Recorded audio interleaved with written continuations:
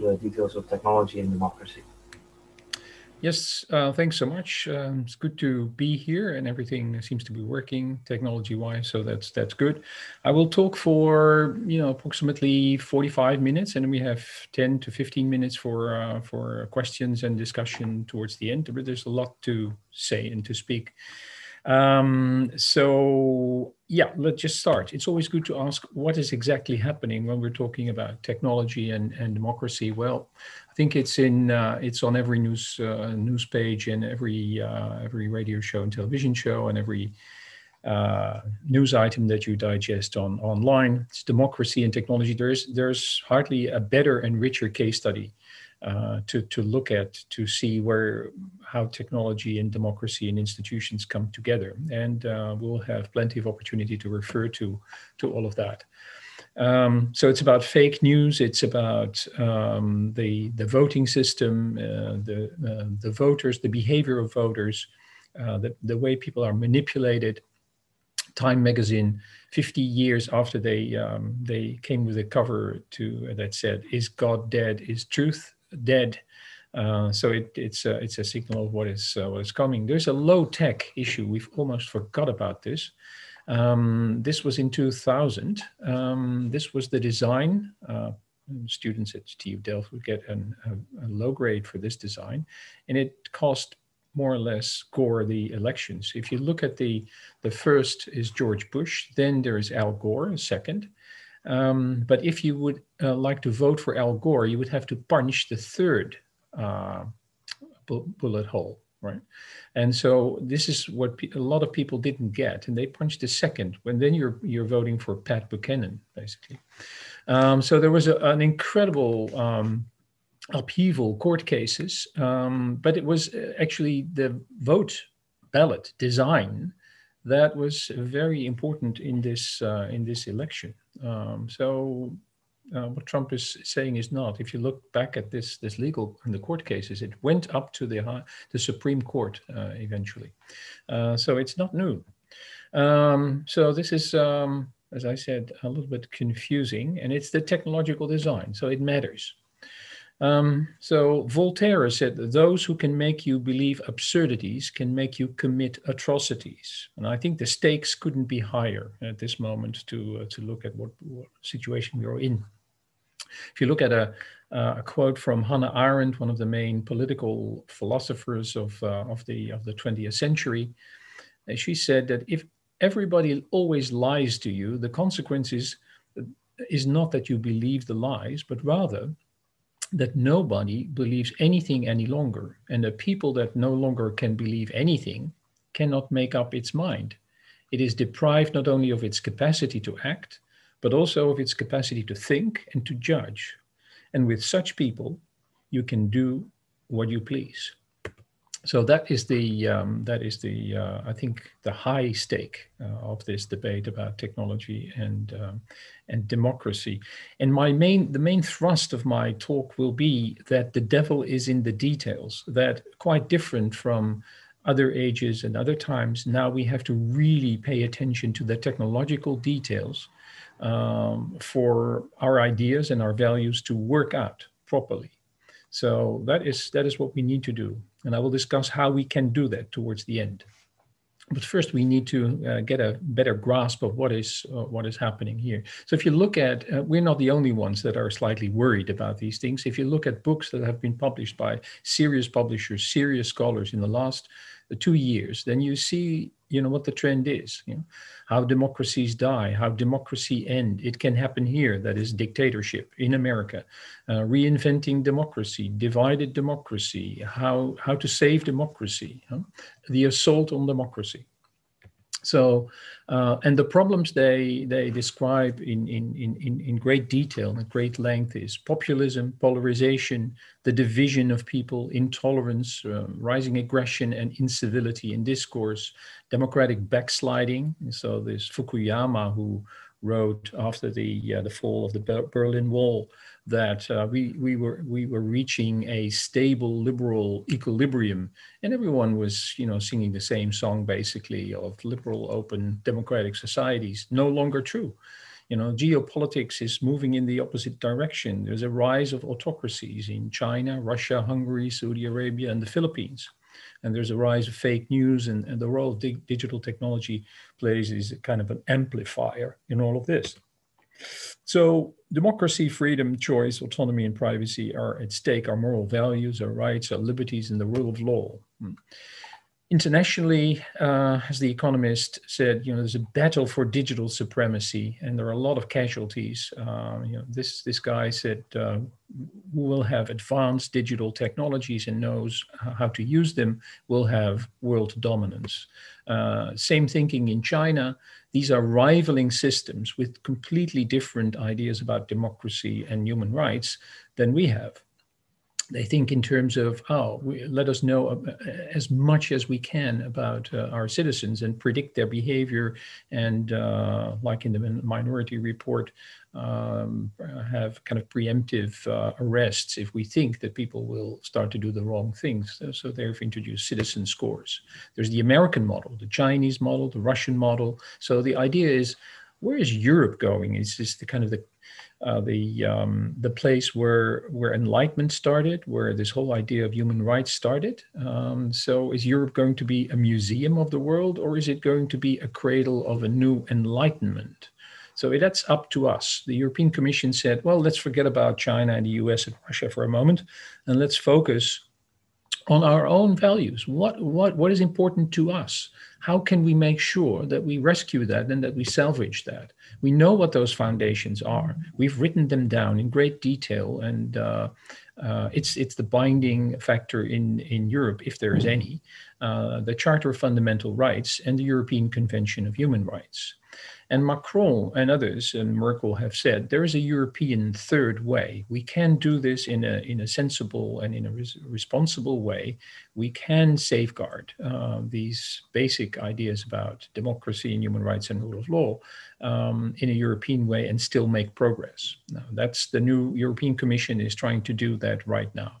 And they said our policies with respect to artificial intelligence, but also with respect to big tech and social media, will be as successful as the GDPR, which is the European legislation on privacy and data protection.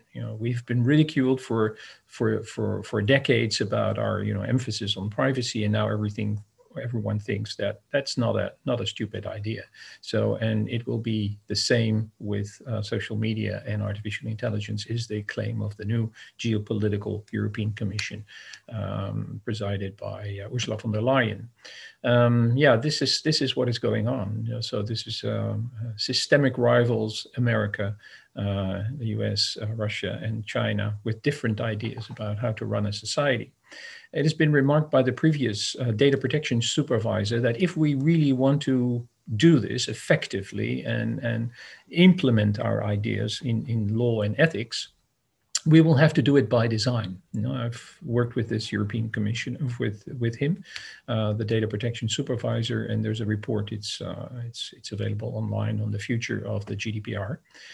This is the architect of the privacy legislation in Europe, Paul Nemitz, and he has remarked, also like Vestager, that there's a tremendous concentration of power with big tech, and it's not good for the European citizens because it's about quarterly revenues, it's about profit, it's not about the well-being and the interests of the European citizens in the first place. You have accumulation of capital with big tech. You have the ownership of central infrastructures and online platforms. You have a domination of public discourse and democracy. You have control over persons and their data, and you have tremendous monopolies in science and technology and innovation. So as public sector, as governments or as citizens, this is a very unequal playing field, and that needs to change. If you look at where they are, they're pretty much everywhere, right? So, and they're scooping up a lot of data. Also in terms of antitrust law and fair competition, Vestager, European Commissioner, is working very hard to do this. The same Nemitz, the architect of the GDPR, said, if we want to do this, if we want to push this European agenda centered this Trinitarian idea of human rights, the rule of law, and democracy, we need to do it in a different way. We need what we call human rights, rule of law, and democracy by design. Here you see the theme that I really want to bring out in this talk is that if we want to do this, it's no longer good enough to just regurgitate those values and repeat those words or have a nice political debate about them. We have to really sit down and talk about the design and the architecture of algorithms and platforms and their business models. If you look at the new technologies that are on the horizon, so AI and robotics and big data and quantum computing and cloud computing and blockchain, they come with a lot of ethical issues. And if you take a term from the first row, combine it with the yellow terms, then you have a nice paper for your bachelor thesis or your master thesis or your PhD, depending on which stage of your career you are. So AI and human dignity, deep learning and accountability, robotics and control, and democracy and social media and online platforms. It's not easy to think about these things when you try to do that. If you look at those terms, these are very confusing concepts. We assume that we know what we mean by them, but if we are probed and prompted and asked to come up with a definition, it's very difficult. So what is a friend? What is a person? What is intelligence? Still, we use those concepts. And now it's becoming more complex, right? So it's a cyber community or a digital democracy or virtual. We're already lost with the first row, and then these prefixes are appended, and we completely lose it. That is not a problem in a philosophical debate, but when you have to come up with policies or laws or technological designs, it is very nice if you know what you're talking about. So we have to really kind of move out of this conceptual vacuum where digital democracy only means a sort of democracy, and a cyber community means a sort of community. Don't ask me, I don't know, but I still have to think about that. That's not good enough. We will have to speed that up, and we have to know, move out of this conceptual vacuum, move out of policy vacuum, and move out of a design vacuum. That's what we need to do. Now, first of all, some clarity, some very basic remarks about democracy, concepts and conceptions. It's very good to make that distinction between a concept and conceptions. So the general concept allows us to talk to each other. And when we ask further questions, then it turns out that you may have a completely different idea from democracy than I have. And then we're talking about different conceptions. So we share the same concept at a very high level of abstraction. And then it turns out that we have different and incompatible conceptions of democracy. So that can happen, and we need to clarify that, and we have to sit around the table and talk about it. Basically, there are three positions on democracy and technology that I've seen. For basically an optimist idea that, oh, well, this is how the internet started. Oh, this is wonderful. It connects all people. It gives them access to all the information they need. They can take part in parliamentary discussions and, cast their votes online. That's all wonderful. And then there are the pessimists, and we will have ample attention for their concerns. And then there are the meliorists, and you already see that I highlighted that. I'm of that ilk. It all depends on us, whether we have reason to be optimistic or pessimistic. It depends on how we design it and whether we have the wherewithal and the skills and the capacities and the opportunities, create the opportunities to design the systems that we need to make democracy work in the 21st century. So the optimists already repeated here. This is what you can do with it. Wonderful, This is the basic idea of democracy. What is it? Well, it's self-rule of the people. As Abraham Lincoln said, it's rule by the people, of the people, for the people. And typically you find four key elements in our parliamentary or representative democracies that are synonymous with open liberal democracies in the Western world. Voting and voice of each individual citizen, political participation in political life and decision-making, including checks and balances and accountability, human rights protection, and the rule of law, right? So this is the fair application of rules and principles and benefits to all of us similarly. So this idea of self-rule is, of course, a key ingredient of legitimacy of any power that is wielded over individuals. Collective decisions of a political community are legitimate because and to the extent that they are an expression of the preferences of those individual citizens. Right? And democracy refers to a set of institutions and procedures and processes which can make that happen. There are different conceptions, as I said, of this basic idea of self-rule that can be very direct, like in Switzerland, or there are other historical examples where people from the village come together on a Alp meadow and cast their vote, right, by just raising their voice or raising their hand. That's the direct form of democracy, and you can emulate that and, of course, do that by electronic means as well. Then there's the representative or parliamentary form where you delegate the responsibility to cast your vote to someone else, right? So we elect people in the lower house, and they talk on behalf of us. Then there are deliberative ideas about democracy, where it is all about coming together and deliberating about the things that are of common concern. And recently, people have started to talk about liquid democracy, where you have a choice between casting your vote yourself directly or to delegate your voting to someone else. Not necessarily an elected politician, could also be someone else. So you see, there's a group in Canberra that tabulates all the forms of democracy or the prefixes, the qualifications that have been used. They have reached 3,500 forms or qualifications of democracy. So you see, it's very difficult to be comprehensive in this talk. Representative democracy, direct, parliamentary, associative, socialist democracy in China. Yes, they call themselves a democracy. Russia calls itself a democracy as well. They call it a guided democracy, etc., etc. It's a recent study in this Journal of Political Economy, Asimoglu of MIT, substantiated this idea that it's good. There is a democratic dividend, right? So it's the switch to democracy will bring you prosperity, will bring you peace, will bring you lower levels of corruption, lower levels of violence and conflict, lower probability of famines, etc.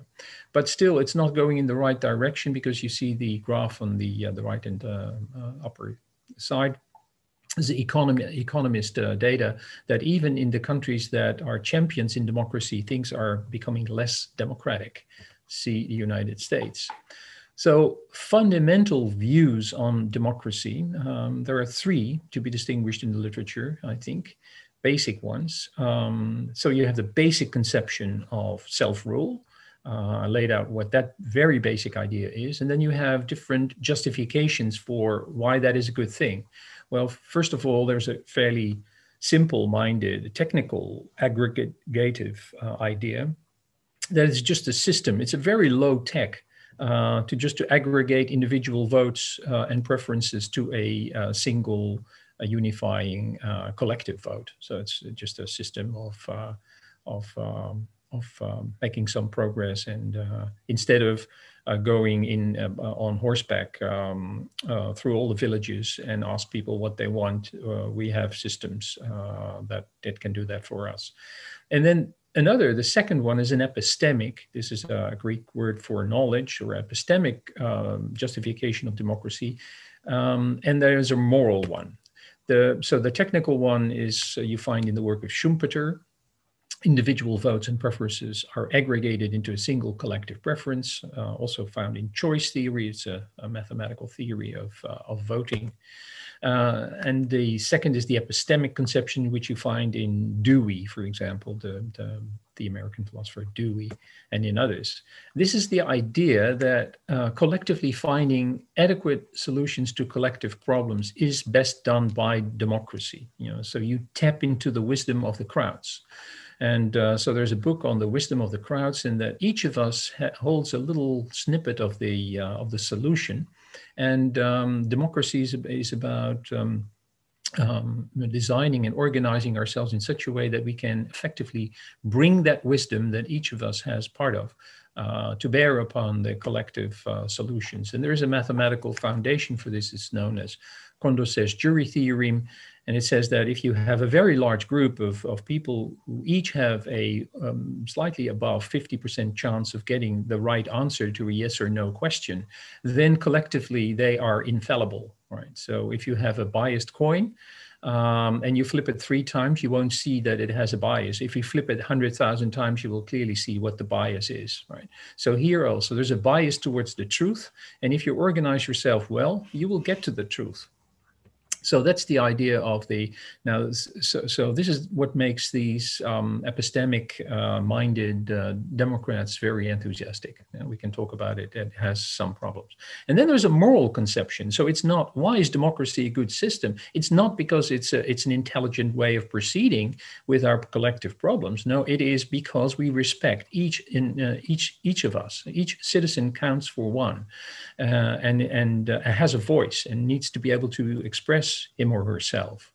And so that's a completely different justification, because you would use that justification even if you thought that you wouldn't reach the best or the smartest solutions necessarily, but there would be second best, but they would have been achieved by means of consultation with everyone on an equal basis.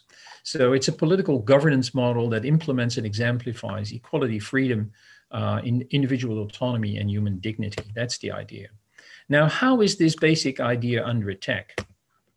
There are 2 documents, and the first is the Technology and Democracy recent report. It's just 2 weeks old, right? So I can do no better than just take you a little bit through this, because it is a wonderful way to organize everything that has been said thus far on this topic. So I'm very much indebted to this Lewandowski report by the Joint Research Council of the European Commission, Technology and Democracy. So we do a lot online. You believe that you're online a lot yourself. It is slightly different to be online, and we don't have the time to go into this in detail, but there are both structural and functional, so technological, and in terms of behavior and perception, different features that make us behave different online than we do offline. So before you know, you're associated with or connected to a lot of people. You would never be able to have so many friends. Children come home and say, I have 1,000 friends, really. Network size and topology matters. So the fact that its information is semi-permanent and can stay there, unless you design, like in Snapchat, you design that it disappears after a couple of seconds, it will remain there, right? Personalization of the information, the power of design. We will go into the details. You're lacking the social cues that I don't see your faces now. I lack the feedback that I usually get when I'm talking to groups, right? And you see people dozing off or being slightly unfocused or fiddling with their smartphones, etc. So you miss all of that. And especially in these flame wars, when people become very uncivilized and very aggressive, this plays a role. Also, you lack the cues for epistemic quality. How good is this information that I'm looking at? When you go into the town hall library or the university library, you know what you will find is good stuff. When you look at a Nature paper, you know that it's good stuff. Social calibration. People look around themselves in their networks and they have a false consensus. They may be double counting. They may not be aware of the pluralism or the diversity that is around them. We will get into that a little bit. And there is no shared perception of reality. When we're all standing outside and we're looking at a car crash, we have the same object to look at. Now we may have online, we may have completely fragmented and different views on what is the real state of affairs. And that is, so it can no longer function as an attractor for our common concerns. So this is this internet report, or it's focusing on the internet and social media a lot, and it analyzes it in 4 steps. It says, well, what are the drivers? What are the internet pressure points? Well, it's the attention economy, it's choice architectures, it's algorithmic content curation, and misinformation and disinformation. So those 4 steps, I will take you through them. But the main idea has also been described by Susanna Zubov in her book Surveillance Capitalism, and it's the idea that you're online, you're the product. Your attention and your clicks and your eyeballs are being sold, auctioned off in a split second, and you're not aware of that. So there's a huge asymmetry in the playing field. It's the main business model of all leading platforms, to capture user attention for the benefits of the advertisers. That's it. That's what it's all about. And that has a toolbox with different things in it. Reinforcement architectures, you could call them digital slot machines, personalization and audience segmentation, and manipulative targeting. So this is Susanna Zubov. I recommend you to have a look at that book if you haven't done it yet. So these reinforcement architectures, yeah, well, YouTube and Facebook, they're all in the same thing. They have their recommendation AI systems. They look at your past behavior and they throw at you what they think will make you stick and spend more time on their platforms. And it's very powerful. We know this from addiction behavior and gambling. And it uses this variable ratio schedule where you cannot predict when you will get a reward. So this is working, for example, in Tinder and many of those. You keep checking your profile because you may get a like, you may get a message, you may get something, but you don't know when and you don't know what. And that turns out to be, on the basis of empirical research, very, very addictive. So it's used a lot. Personalization and audience segmentation. Yeah, well, this was a case, but it's happening all the time. Of course, we're in Australia, where it came to light that Facebook had this category or this audience category of insecure kids. So they told that could derive that from the colors that they were using, the emoticons that they were using, the keywords that they were using. So they all put them together in a batch called insecure kids, and they could sell that to people who want to reach insecure kids. Right? So that's manipulative targeting, of course, politically is very sensitive, and it all came to light through the Cambridge Analytica affair, where it was clear that Facebook data were used by this guy. I couldn't find a nicer picture of him. Cambridge Analytica, it's been spelled out in detail. It's been working for Trump as well. It's still under investigation in Britain. But it's all based on getting a lot of information on people and trying to have individual profiles on the basis of which people would be even more sensitive to manipulation and to messages. So this is the simple model, but even a model with these 5 parameters is strikingly predictive and strikingly forceful. IBM is working on an even more sophisticated model right now. Everyone is doing this, right? And it's not about connecting people. It is really about your identity graphs and the topology of your network. So a lot of people are studying this. They attract the best network scientists and mathematicians to do that. With 300 likes, you have a better prediction on how people will do on a psychological test than your partner, right? So in a sense, Facebook knows you with 300 likes better than your own partner.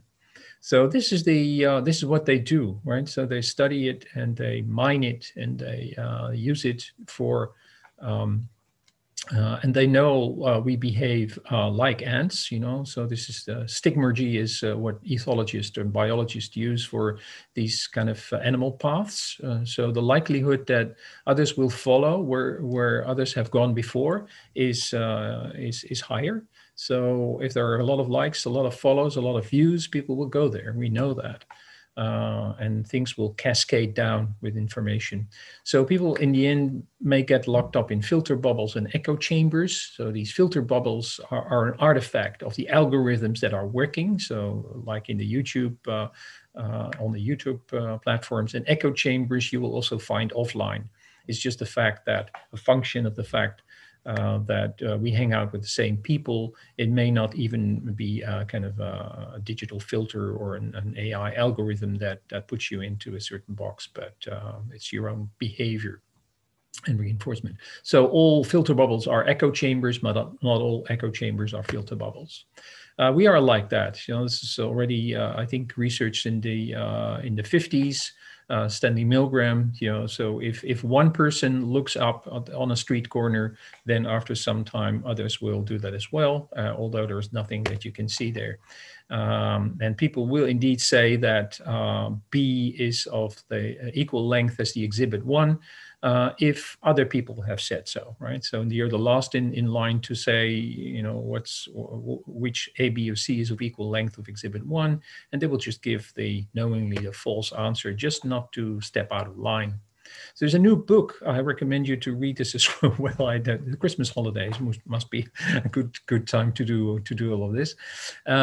Peer pressure. So, and goes into the detail of how powerful this peer pressure is that is now so prominent online. And there's a warning in this book that it needs to be, we can use it for good. And so to give a good example and make people follow the good example, but we're very vulnerable for people who want to use it for bad purposes. The second ingredient in the toolbox of the attention of what's happening online is choice architectures or nudges. You may have heard of these.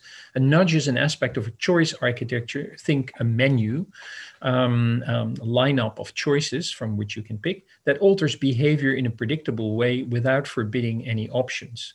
So a beep in your car when you haven't fastened your seatbelt is a choice architecture. So now the beep will signal that you need to do that, and but you can disregard it. But it will make it more likely that people will fasten their seatbelt. So choice architects, and these are the people that are hired by Microsoft and by Amazon and Facebook, has the responsibility for organizing, laying out the choices that people can make. And bear in mind that a choice architecture is never neutral. Right? So an important example is defaults. Defaults work. If you say if you have to opt out first, then it's more likely that you will just go with the suggested default option. They also used so-called dark patterns. A roach motel. First time I encountered this. We have the fly bottle, of course, but we don't have roaches. But so creating versus deleting a Facebook account, right? So once you're in, it's very difficult. It's in principle possible to get out, but it's very difficult. So you with one click you have an account, but you have to go through 16 steps and read elaborate manuals to get out again. Nudging is the use of these choice architectures. So this is a nudge, for example. You make it turn it into a little game. And it works, when you count the number of people who take the stairs instead of the escalator, it works. People take on the challenge. So that, and every politician or government has a nudging team that looks at designing society or institutions in such a way that it will be more likely that people will follow what they want to happen. And how powerful that is, you can see from this. If you look at subscriptions to The Economist, so you can subscribe to The Economist online for $59, or you can take the print subscription for $125, or you can take the print and the web subscription for $125. Well, you're in good company if you go for the third option, because 80% of the people do this. They say, oh well, that's great, I can have both for $125. Under the red square, there is another alternative choice architecture, another way to present the choices. Right? So now you can have a subscription online for $59, or you can have a print and web subscription for $125. And now you compare the two and you think, oh, well, forget about the printed material. I will have just the online for $59. I think that's a good deal. You see how adding options can make you choose in a particular way that that is manipulable. If you have to choose between an apartment which is close to campus or is at great distance from campus, but is cheaper, then you say, well, what shall I do? The distance from campus, but it's more expensive, so you're indifferent, so yes, but I'm closer, but it's more expensive. Well, we're in this greater distance, but etc. If you add C to it, people start to compare B to C, right? And they say now they're much more likely to choose B. Right? So this is the way. This is you can get your PhD in this. How to push people to make certain choices. And this, of course, is instrumentalized politically. Framing is also an important method. You present things in a particular way which are functionally equivalent, but still they resonate better, or they have more positive connotations. So for example, people may say, keep on your face recognition in certain applications on your smartphone. It helps us to fight identity fraud. Well, of course, they want your data, right? They want your face, and they want to have more. We're constantly doing this, by the way. Constantly we are guinea pigs in A/B testing experiments. If I give you a URL, you will probably see something else than I will, or your friend will. It's a constant experiment in what works better. Background color, or a font, or whatever. So Cass Sunstein, who came up with this idea of nudging or hinting people in such a way that we can influence their behavior, says the following pretty cynical remark, right? It is possible that companies that provide clear, simple products would do poorly in the marketplace because they are not taking advantage of people's propensity to blunder. So we're all there. And we are designed by evolution with some weak spots. So they were very beneficial on the savannah, but they're not so useful in an online environment. And people are making use of that, right? To make profit, not to make society better, or to cater to our needs, or to protect our rights. No, just to make a lot of money. So exploitation of cognitive vulnerabilities. Here is a cognitive bias codex, and there are zillions of those little kind of loopholes and weak points in the way our brain works, right? If you know about them, and you have the data, and you have the intelligence, you can exploit this to the max. You can polarize people just by pushing messages in accordance with their profile. You know how they will feel about these things. So you can polarize, divide it in Clinton supporters and Trump supporters, right? And then you can target with micro-targeting and send them messages. You know what you have to say to people who are extremely right-wing and are afraid of immigrants and are homophobic or misogynic. And this is what is happening. I have to watch the time, so I'm skipping over these things. But in any case, people are now rising to the occasion and saying, okay, we'll probably have to look at which uses of these techniques and toolboxes are democratically, are ethically all right, and which are not. It depends on the granularity, how you got your data, and probably also on the domain. Political versus shopping, there may be a difference. So these are some of the problems. How did you get your data? Did you conceal? Is it deceptive? Are you making promises to party A that you're, as a politician, that you cannot hold, and you're promising the opposite to someone else? So all of these are harms, and you can be influenced by Russian trolls as well. So these are all problems with micro-targeting. I've called this the Bermuda Triangle of advanced behavioral science and psychology, big data, and artificial intelligence. And in the Bermuda Triangle, supposedly ships disappear. Here it is our freedom and our choice that disappears. So think about the architects that push you in a particular direction. I mean, we know about this now, and we're not naive, and we go to university and think about these things. Many, many people don't, right?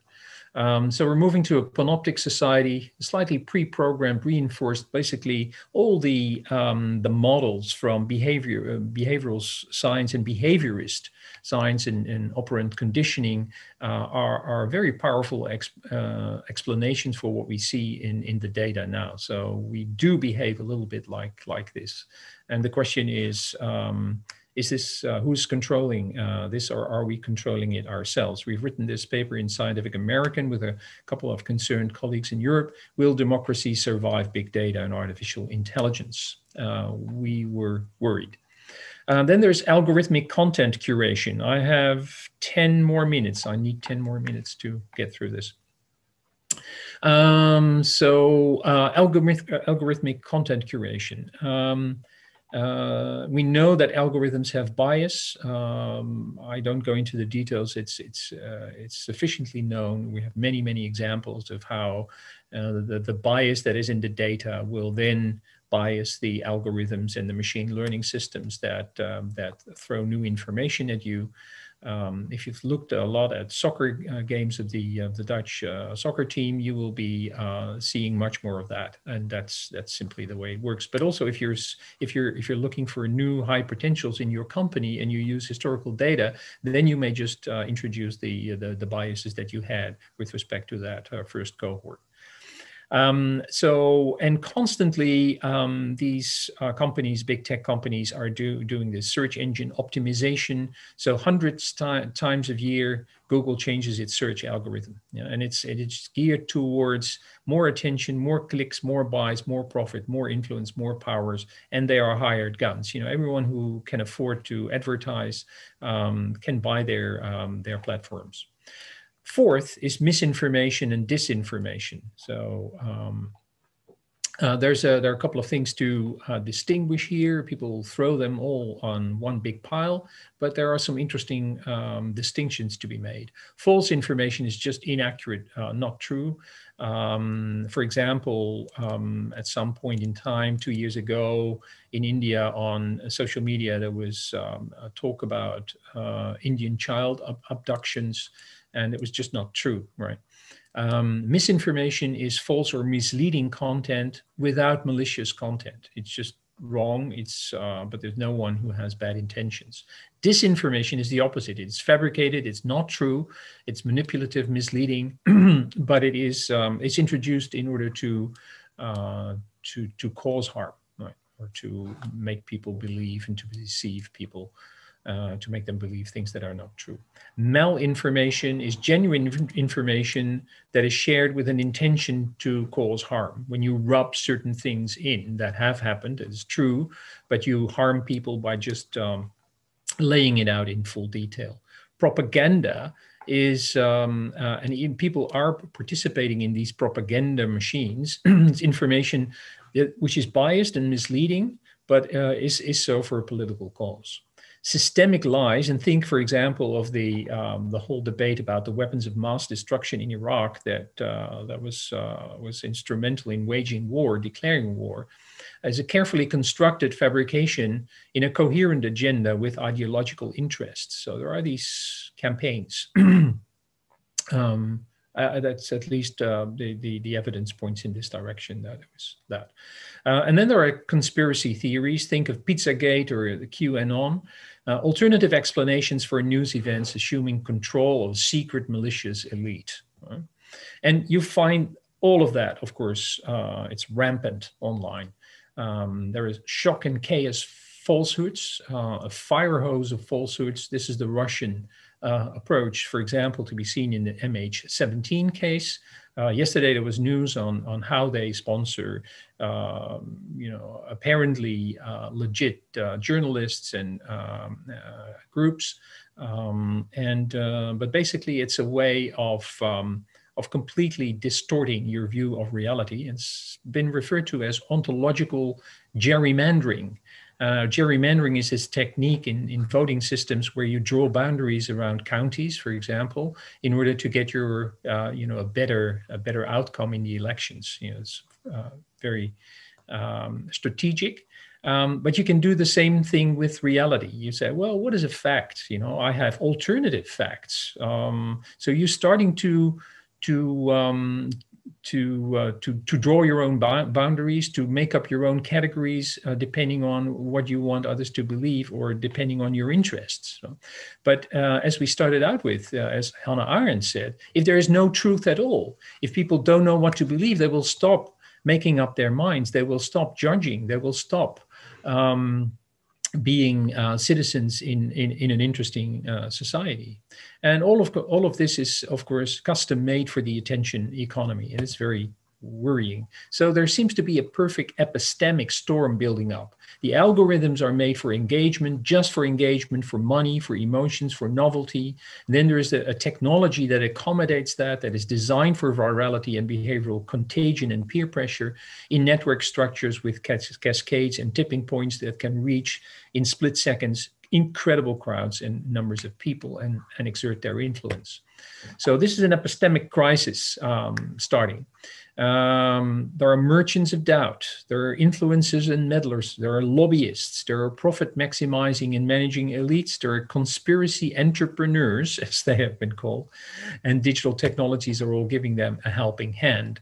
Yochai Benkler in this book, Network Propaganda, has argued that, yes, the internet is responsible for a lot of that, and we see it really kind of powerful. It's a kind of an amplifier. But we have to be careful because a lot of that stuff is also happening offline, and it's the kind of the interaction that makes it pretty grim. But it's not. It's very difficult to determine what the causal influence is, and he is slightly skeptical, you have to say. This is a wonderful book, Merchants of Doubt, and they're of course very present online. Just cast doubt. If you say there's climate change, I will come with a study that casts some doubt upon that. And as long as you're busy refuting me, we won't take action. And this has happened, of course, with tobacco smoke causing cancer, global warming, the hole in the ozone layer, all of these. There were merchants of doubt that were hired by companies to do that, to obscure the evidence and to cast doubt and to keep people busy for a while. Now, beyond that is what we saw as this ontological gerrymandering, which is post-truth politics, right? Or the rise of bullshit. I think there's a lot of bullshit in American politics, and the bullshitter. That's interesting. The bullshitter is neither on the side of the true or the false, right? He's different from a liar. A liar has to really carefully think what the truth is, and then he has to say the opposite, right? So he's constantly thinking about the truth. So he still has the truth in mind. The bullshitter, in contrast, doesn't care at all about truth. There are alternative facts. It could be this way or that way. I don't care. That is a very dangerous development. This is a very nice book on conspiracy theories. It's about statements, not about explanations. It's about enemies instead of understanding. It's about conspiracies and etc. Now, the epistemic crisis is a problem for the standard view of democracy. Especially the moral point of view, right? So democracy is government by discussion. It is us being in connection and talking about the things that are of common concern. And we want to find intelligent but also responsible solutions to them that are legitimate, and that if there's a minority and there's no, let's say, 100% agreement or consensus, is respectful with respect to that minority. So this is a moral idea of public reason and deliberation, and the media play an important role in that. It's a kind of they provide information, they provide platforms, they mediate in that deliberation that is so crucial for democratic societies. But exactly these things are under pressure, as we have shown in the previous kind of half an hour. This is exactly what is chipped away. This is exactly what is corroded as a result of the business models of the attention economy and the mechanisms and toolboxes that they use. So the ideal is that we have truth-oriented, inclusive, extensive and sustained institutionally embedded and supported discussions amongst each other. Well, the previous part has shown that this is really is very problematic. And then you have someone like Zuckerberg who says that, yeah, we're not a media company, we're a technology company. So that this is completely ignoring that they play this very, very important, to their own surprise probably, right? So this important role in society. And Zuckerberg has said, a squirrel dying in front of your garden may be more relevant to your interest right now than people dying in Africa. Well, yeah, well, it might, but so we have to think about these things. But if we don't intervene, then they will dictate what we'll see, with whom we have conversations, and along which lines we have conversations about what and how informed, and which evidence is accessible. And the algorithmic biases are filtering out these things in search engines and in social networks. They're designed for addiction and to keep us going at the things that may not be in our interest to think about, but just make them the most money. Now, I'm coming back to my main theme for the last 5 minutes. I'm using up my time, but I will just carry on unless someone is kind of muting my microphone. 5 more minutes. So if you still can bear with me, that would be great. It is about design, and I will show you how that works. So this is a low-hanging overpass, and this is an article. It's a paper. It's called "Do Artifacts Have Politics?" Well, this is a case of someone, a racist architect, who made it so low in Brooklyn, New York, so that the buses from the poor black neighborhoods could not be routed to the white middle class beaches. So here you have a racist overpass, right? It is inserted there in public space, and it just takes away certain opportunities and possibilities for people. The dome-shaped prison, also an architectural solution to keep an eye on everyone just from the middle point of that dome-shaped prison. Well, that's a simple solution. I will have to skip a couple of those. There's an algorithm that was an important ingredient in the financial crisis in 2008, because everyone was using this risk model, and it was wrong afterwards. So things can be made to last for 100 years, but they can also be made to break, right? So this is there. We can make light bulbs that that burn for 100 years, but that's not in the interest of the people who produce them. Planned obsolescence of iPhones, you can just make them work slower, and people will be looking out for the next model. Or you can, if you don't want to chase away people from this bench in the park, you can design in this. So everything is designed with a certain idea in the back of the mind of the designer or the people who are paying the designer.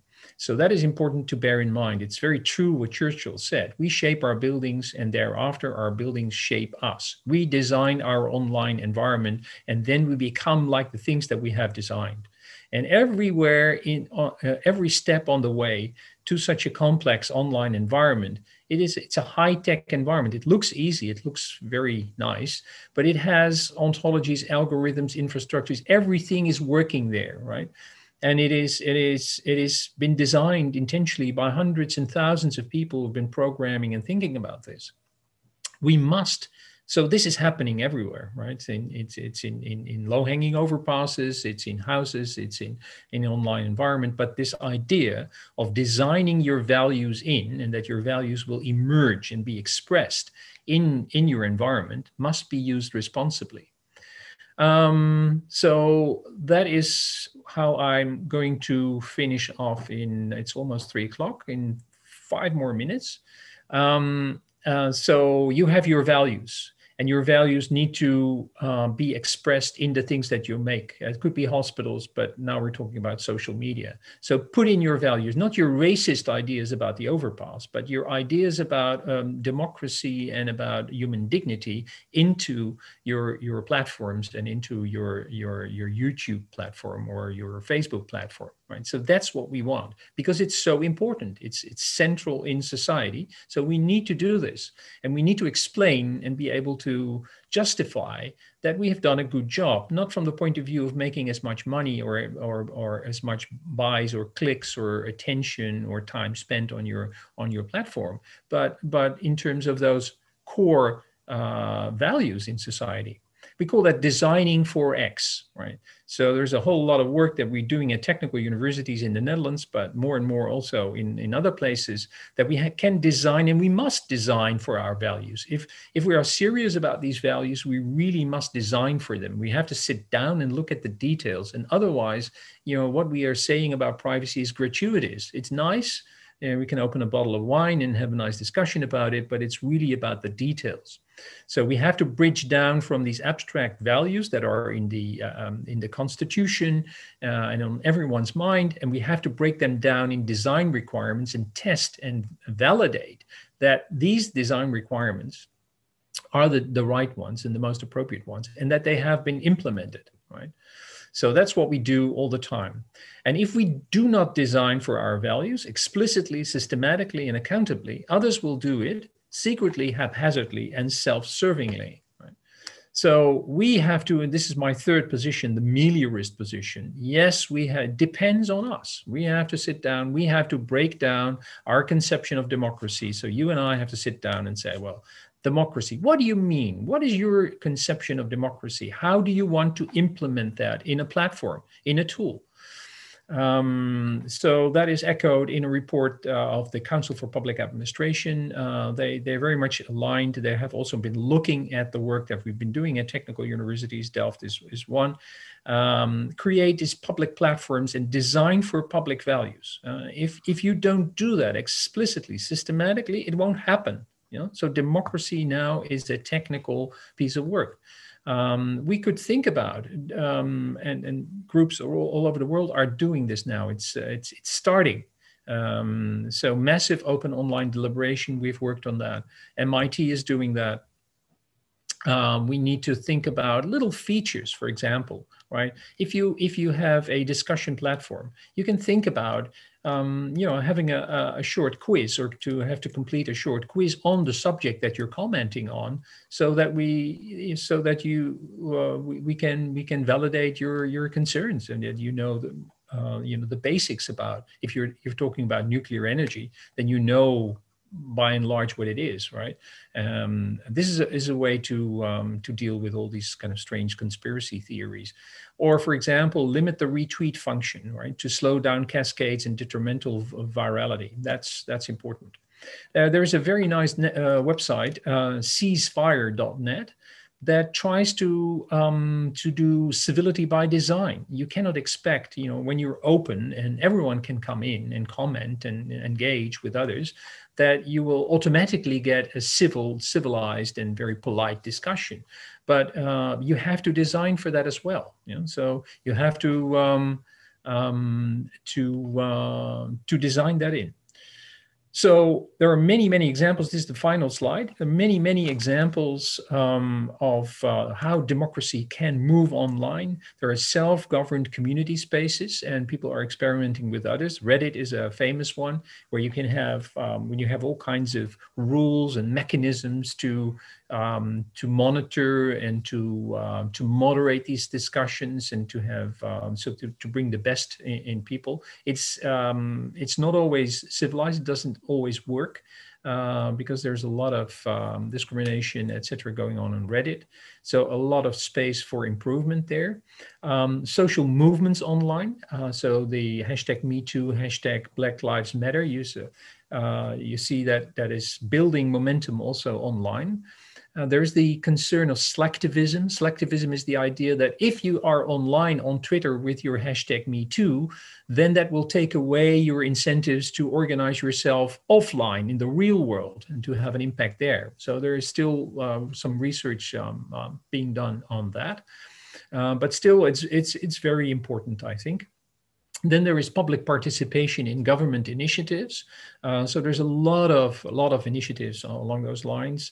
And there is University of Cornell has introduced a regulating room, regulation room where people can participate in lawmaking. It's in a more dramatic form, you find it in Iceland, where they have a crowdsourced constitution. Ireland has also, and Finland have also some experience and experimented with deliberative assemblies to prepare for new legislation. And there's a very interesting, as a full description, also the software is available, Decidim, the City Council Barcelona's online deliberation platforms. Also Taiwan has one. So I think, so the meliorism is the idea. We're not pessimists, we are not optimists, we are optimistic realists. And that requires that we really sit down and look at the details on the basis of a well-articulated conception of democracy that we have.